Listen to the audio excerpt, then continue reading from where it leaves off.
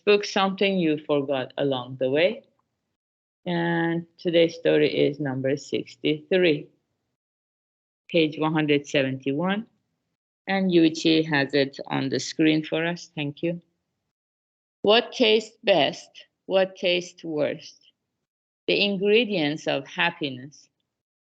Tokugawa Ieyasu, 1542 to 1616, the founder and first shogun of the Tokugawa shogunate, once gathered a few stalwart men around him, and after having each one speak of his feats in battle, asked them to name the best tasting thing in the world. One said wine, another sweets, still another fruit. They disputed the matter, each man sticking up for his personal favorite, but Ieyasu did not appear satisfied. Finally, he turned to his trusted attendant, a woman named Okaji, and asked, "What do you say is the best tasting thing in the world?" Okaji smiled and answered tersely, "Salt." For the first time, Ieyasu gave a smile of satisfaction.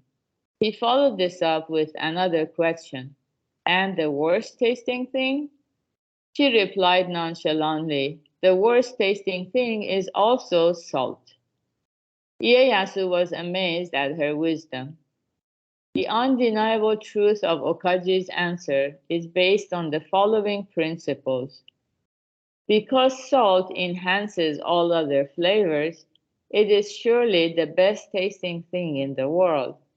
Likewise, because salt ruins all other flavors, it is also the worst tasting thing in the world. Of course, salt itself is neither pleasant to the taste nor otherwise. Its effect is a matter of proportion. Salt is just one ingredient of flavor, and knowing how to use it in proportion is all. Health, wealth, reputation, and status are all mere ingredients of happiness. The key to true well-being is being able to manage them capably.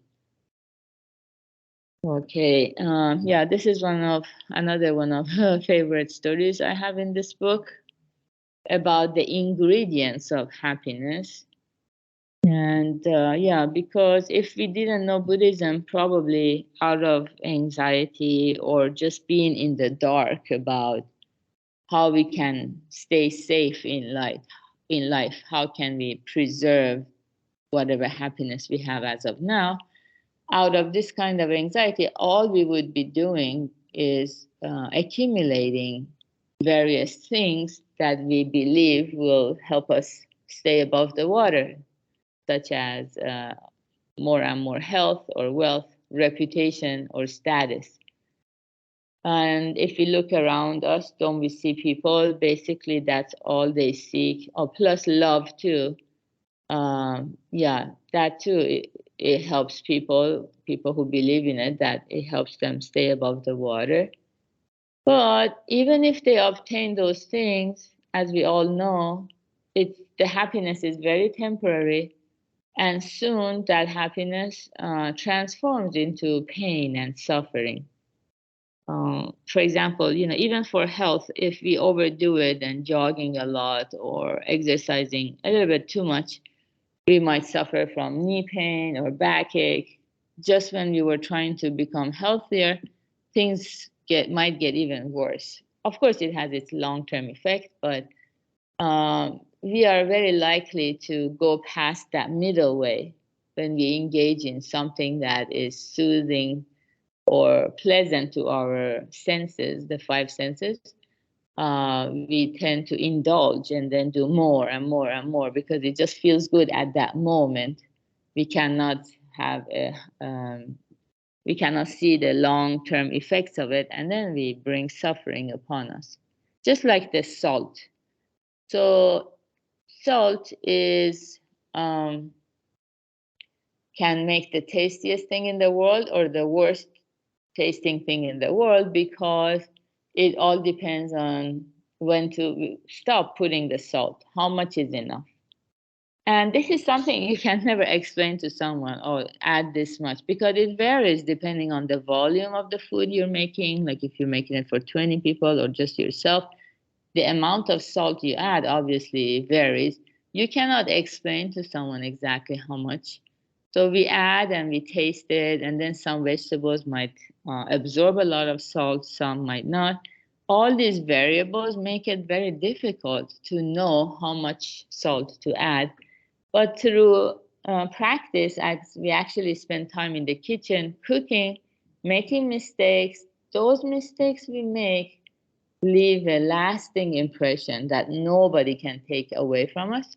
And that becomes our wisdom or skillfulness to know how much is enough next time around. So the same thing goes with health, wealth, reputation, and status or love.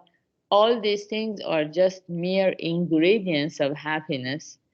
Only when we apply ourselves to learn Buddhism and practice, and also show concern for other people to benefit from this worldly happiness too, only then will we know how much is enough, how to manage these things capably, and the level of happiness we experience will go up and up and up. So good job everyone for being here, practicing together.